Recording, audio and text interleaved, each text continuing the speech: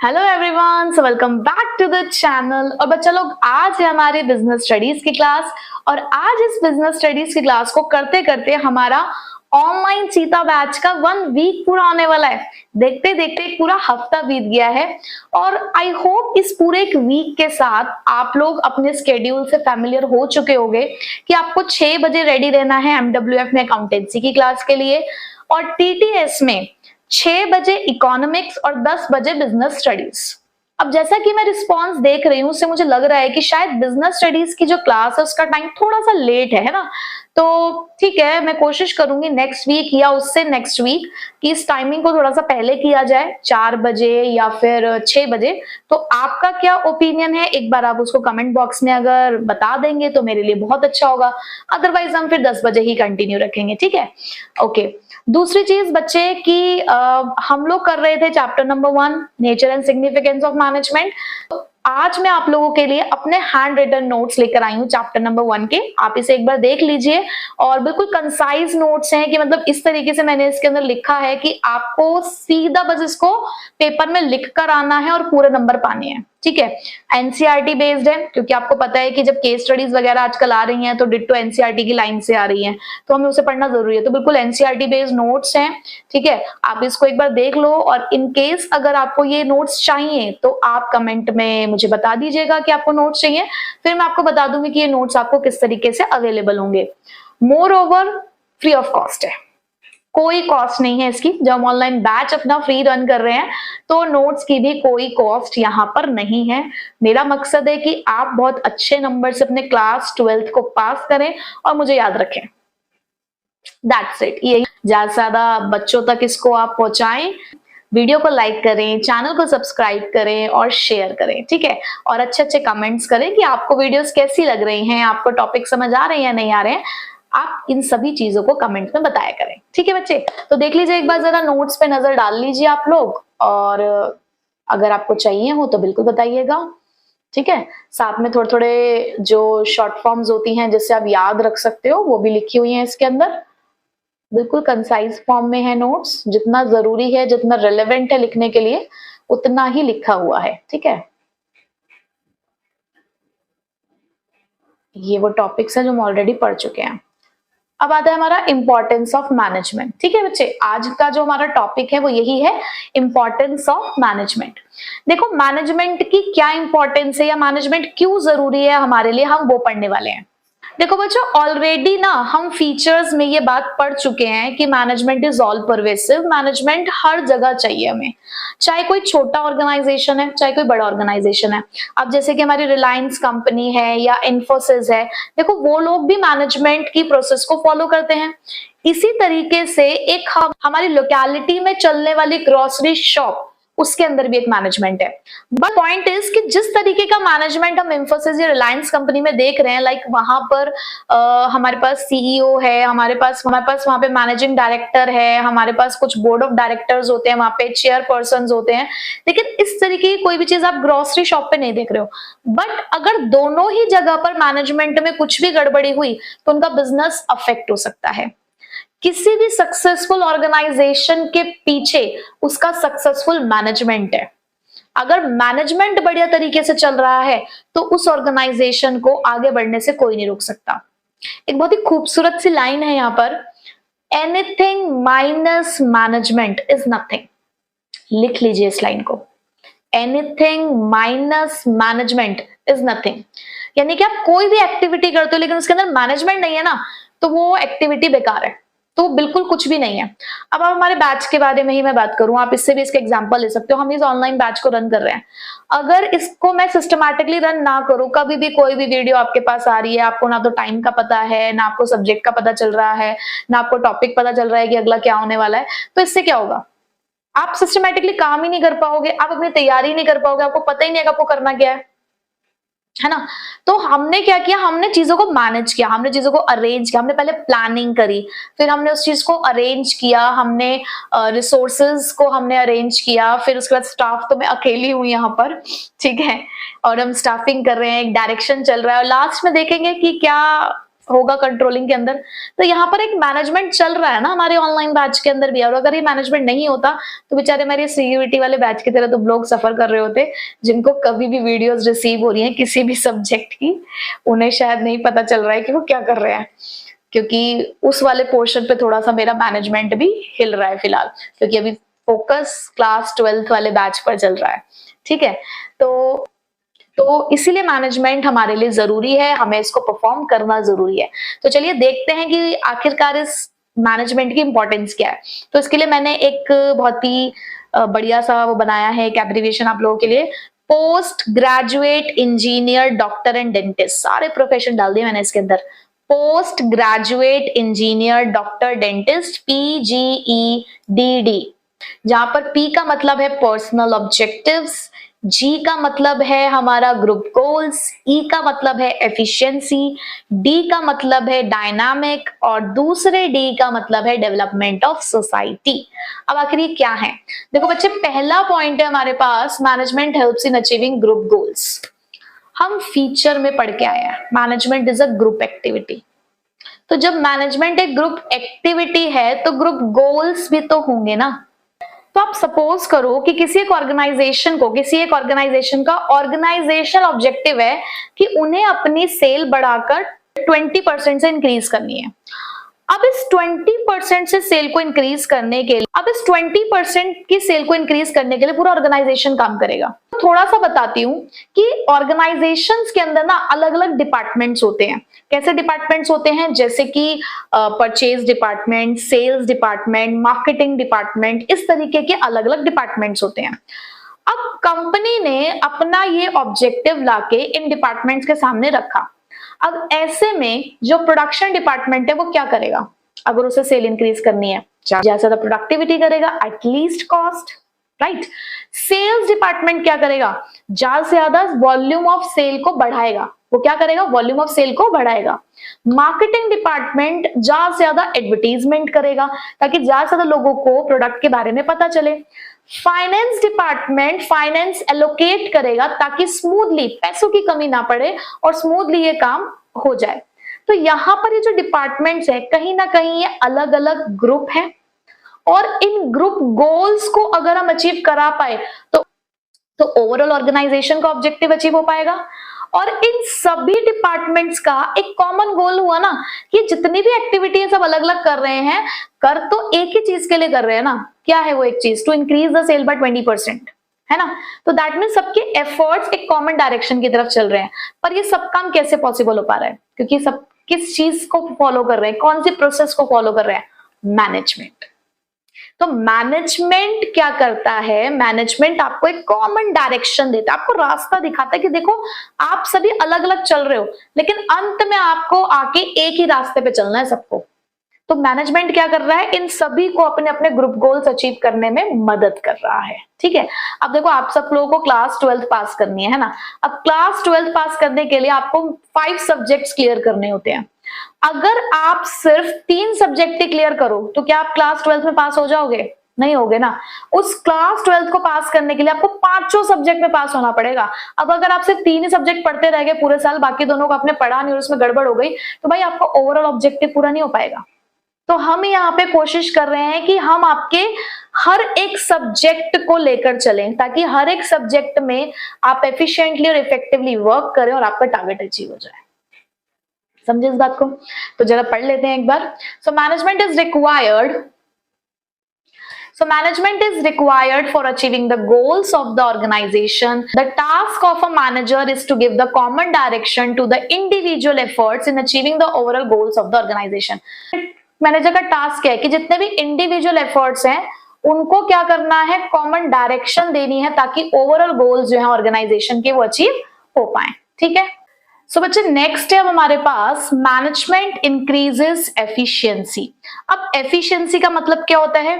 Minimum input maximum output.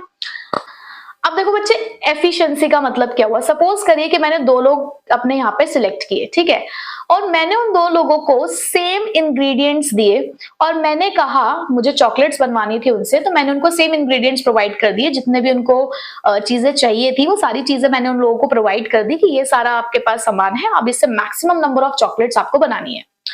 तो जो पहला पर्सन था उसने सेम इनपुट का उसने उस इंग्रेडिएंट से मुझे 20 चॉकलेट्स बनाकर दी, ठीक है। और वहीं पे दूसरे पर्सन ने मुझे उस इंग्रेडिएंट से 15 चॉकलेट्स बनाकर दी। तो यहाँ पे मुझे क्या पता चला कि मैंने दोनों को रॉ मटेरियल कहूँ, इंग्रेडिएंट्स कहूँ, इनपुट कहूँ, कि मैंने इन लोगों को इनपुट तो सेम प्रोवाइड किया था, बट एक ने मुझे यहाँ पर 20 चॉकलेट्स बना के दी सेम उस इनपुट में और दूसरे ने मुझे सिर्फ 15 चॉकलेट्स ही बना के दी। दैट मीन्स कहीं ना कहीं दूसरे बंदे ने वेस्टेज किया। मैंने उससे पूछा जाके, मैंने कहा आपने 15 चॉकलेट्स बनाते हुए क्या किया, तो उसने मुझे दिखाया सारा प्रोसेस, तो मेरे को लगा कि उसने काफी चीजें वेस्ट करी। उसका जो प्रोसेस था उसके अंदर कुछ कमी थी, जिसकी वजह से 5 चॉकलेट्स का जो रॉ मटेरियल था वो वेस्ट हो गया। वहीं पे दूसरे पर्सन ने बहुत एफिशिएंटली काम किया, उसने हर एक चीज का हिसाब रखा और हिसाब से उसने चॉकलेट्स को बनाया। तो इसका मतलब पहले वाले बंदे ने अच्छे से प्लानिंग करी होगी, अच्छे से चीजों को ऑर्गेनाइज किया होगा, अच्छे से स्टाफिंग, डायरेक्टिंग और कंट्रोलिंग तो लास्ट में होती है। दैट मीन्स उसने मैनेजमेंट के प्रोसेस को बहुत अच्छे से इस्तेमाल किया। तो यानी कि मैनेजमेंट क्या करता है, मैनेजमेंट एफिशिएंसी को इंक्रीज करता है, क्योंकि मैनेजमेंट आपको सिखाता है कि किस तरीके से ऑर्गेनाइजेशन के अंदर आप अपनी एक्टिविटीज को परफॉर्म करेंगे ताकि मिनिमम इनपुट में आपको मैक्सिमम आउटपुट मिल सके। ठीक है, आगे चलते हैं। Management helps in achieving personal objective, ये तो आप पढ़ चुके हो भाई। अभी अभी ना हम पीछे ऑब्जेक्टिव्स ऑफ मैनेजमेंट पढ़कर आए हैं, उसमें हमने ये पढ़ा था कि मैनेजमेंट के 3 ऑब्जेक्टिव्स होते हैं, ऑर्गेनाइजेशनल, जिसको हम इकोनॉमिक ऑब्जेक्टिव्स भी कहते हैं, सोशल ऑब्जेक्टिव्स और पर्सनल ऑब्जेक्टिव्स। तो पर्सनल ऑब्जेक्टिव किससे जुड़े हैं, तो पर्सनल ऑब्जेक्टिव किससे जुड़े होते हैं, पर्सनल ऑब्जेक्टिव्स होते हैं हमारे एम्प्लॉयज से जुड़े, हमारे वर्कर्स से जुड़े, यानी कि जो भी लोग ऑर्गेनाइजेशन में काम करते हैं हमारे, उन लोगों के ऑब्जेक्टिव्स है ये। तो आपको पता है कि उन लोगों के ऑब्जेक्टिव्स कितने पार्ट्स में डिवाइडेड है, 3, फाइनेंशियल, सोशल और हायर लेवल ऑफ नीड्स। तो यहां पर मैनेजमेंट मदद करता है अपने उन एम्प्लॉयज की कि अपने इन ऑब्जेक्टिव्स को, अपने इन नीड्स को आप किस तरीके से ऑर्गेनाइजेशनल ऑब्जेक्टिव को पूरा करते करते अचीव कर सकते हो। मैंने एग्जांपल दिया था ना आपको कि किसी एक पर्सन को, किसी एक सेल्स टीम, किसी एक सेल्स डिपार्टमेंट में एक हमारा टीम लीडर था। टीम्स बनी होती है ना सेल्स डिपार्टमेंट्स के अंदर, तो एक टीम लीडर था। अब वो चाहते हैं कि यार वो प्रमोट हो जाए और सेल्स मैनेजर बन जाए। तो ऑर्गेनाइजेशन ने उसके सामने एक टारगेट रखा कि एक काम करो, आप ये 100 यूनिट इस महीने में बेचकर दिखा दो। अगर आपने एक काम कर दिया तो हम आपको टीम लीडर से सेल्स मैनेजर बना देंगे। अब इससे क्या होगा, ऑर्गेनाइजेशन का ऑब्जेक्टिव भी पूरा हो जाएगा और उस एम्प्लॉय का भी। तो मैनेजमेंट इस तरीके से अपने एम्प्लॉयज की मदद करता है। So management helps in achieving the personal objective by motivating, leading in such a way that both the personal and the organisational goals are accomplished, कि दोनों ही पूरे हो जाए। Next, management creates a dynamic organisation. अब भाई अब हम पीछे पढ़ के आए हैं that management is a dynamic process, बदलती हुई प्रोसेस है। अब आप इस चीज को कैसे समझ सकते हो, देखो मेरे को सबसे अच्छा डायनामिक के लिए ना, मुझे सबसे अच्छा जो एग्जांपल लगता है वो मुझे मोबाइल फोन लगता है। ये जो हमारी जेब में जो यंत्र है ना, इसने जो इवोल्यूशन दिखाया है ना अपना during this period of time, तो ये रिमार्केबल है। मतलब मैंने अपनी आंखों से मोबाइल फोन का इन्वेंशन देखा, दैट मीन्स मैं बहुत पुराने जमाने की हूँ और मैंने वो पहला मोबाइल फोन भी देखा है। जब हमारे घर में भी मोबाइल फोन आया था पहला, वो नोकिया का था और बहुत ही बड़ा सा सेट था मोबाइल फोन, बहुत बड़ा सेट था वो। ब्लू कलर का था, एक एंटीना सा भी था उसके ऊपर और बटन्स पूरे ब्लैक कलर के वो बाहर की तरफ निकले हुए थे और छोटी सी स्क्रीन थी उसके अंदर, ठीक है। और उस टाइम पे इनकमिंग कॉल्स के भी पैसे लगा करते थे। तो उस टाइम की मैं बात करूं और आज के टाइम की मैं बात करूं, बहुत कुछ चेंज हो चुका है मोबाइल फोन्स में। पहले वो सिर्फ बात करने के काम आता था, मैसेजेस रीड करने के काम आता था, मैसेजेस सेंड करने के काम आता था। उसके बाद धीरे-धीरे लोगों की डिमांड के अकॉर्डिंग उसके अंदर कैमरा वाले फ़ोन आए, टच स्क्रीन फ़ोन आए, बैक कैमरास तो था ही, फ्रंट कैमरास के साथ फ़ोन आए और फुल्ली टच स्क्रीन फ़ोन आने लगे। पहले तो ऐसा भी हुआ करता था कि हाफ टच और हाफ कीपैड वाला फ़ोन आता था। धीरे बहुत सारे चेंज आए हमारे मोबाइल फ़ोन के अंदर, क्यों? क्योंकि डिमांड ऐसी आ रही थी, एनवायरनमेंट में ऐसी डिमांड आ रही थी, तो हमारी कंपनीज़ ने भी उस चीज़ को चेंज किया ना। पता है बहुत सारी ऐसी कंपनीज़ हैं जो आज आप लोगों को उसका नाम सुनते तक नहीं होंगे। मैं शायद पहले भी आपको कभी बता चुकी होंगी, सोनी की जो कंपनी है वो भी मोबाइल फ़ोन बनाती थी, सोनी इरिक्सन। और उस टाइम पे बहुत अच्छे खासे मोबाइल फोन्स आया करते थे उसके, बट वो लोग ना अपने आप को अकॉर्डिंग टू द एनवायरनमेंट बदल नहीं रहे थे। भाई जैसे कि मोबाइल फोन में तो हर थोड़े दिन में कुछ चेंज आता था, तो कंपनीज बड़े ही उसके साथ बैठी रहती थी कि देखो क्या चेंज आया और तुरंत तुरंत अपना एक नया मॉडल लॉन्च कर देती थी।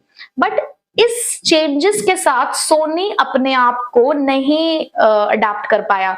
तो यहाँ पर क्या हुआ, एक दिन ऐसा आया कि सोनी ने मोबाइल फोन्स बनाने बंद कर दिए, क्योंकि उसके मोबाइल फोन की डिमांड ही नहीं आई, मार्केट के अंदर बंद हो गई। क्यों? क्योंकि वो खुद को चेंज नहीं कर रहा था।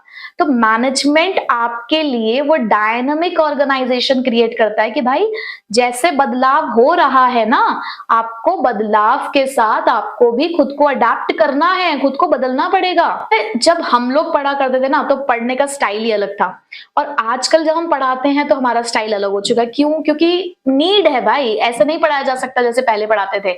तो हमें खुद को बदलना है। जैसा हमारे मार्केट में हमें दिख रहा है कि भाई कंपटीटर्स कैसे चल रहे हैं, हमें उस कंपटीटिव एज को मेंटेन करने के लिए, भाई मार्केट में सरवाइव करने के लिए हमें भी खुद को बदलना होगा।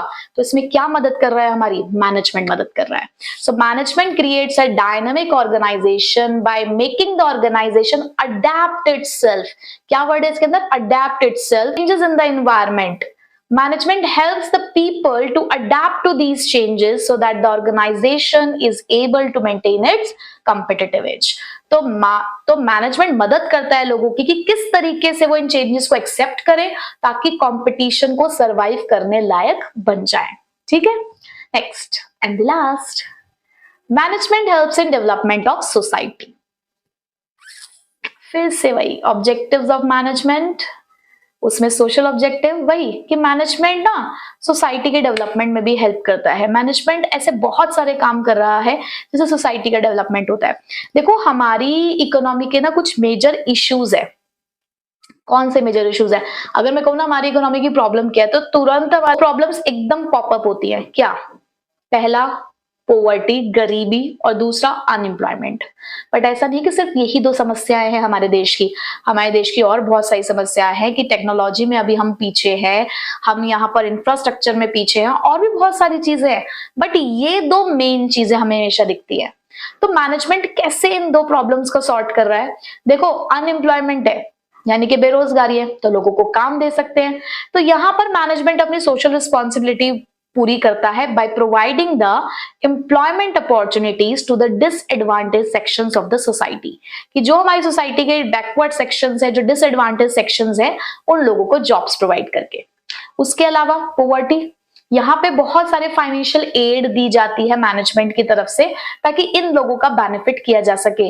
लोगों के अच्छे स्टैंडर्ड ऑफ लिविंग को मेंटेन करने के लिए, ये भी तो डेवलपमेंट है सोसाइटी का, कि लोगों को अच्छा सामान मिले, तो गुड क्वालिटी प्रोडक्ट देते हैं एट रीजनेबल प्राइस। दूसरा, लोगों की सेहत आजकल बहुत ज्यादा खराब हो रही है। क्यों? क्योंकि पॉल्यूशन इतना ज्यादा बढ़ चुका है, लोग आजकल बीमार ज्यादा होते हैं, बीमारी आजकल बहुत ज्यादा देखने को मिलती है। सो इको फ्रेंडली मेथड्स यूज करने हैं प्रोडक्शन के। तो इस तरीके से छोटी छोटी सी चीजें करके मैनेजमेंट क्या कर रहा है? सोसाइटी का डेवलपमेंट कर रहा है। देखिए जरा, management helps in the development of society by providing good quality products and services, creating employment opportunities, adopting new technology for the greater good of the people, and lending the part towards the growth and development. और इसको सबको करके वो क्या कर रहे हैं? Growth और डेवलपमेंट की तरफ चल रहे हैं।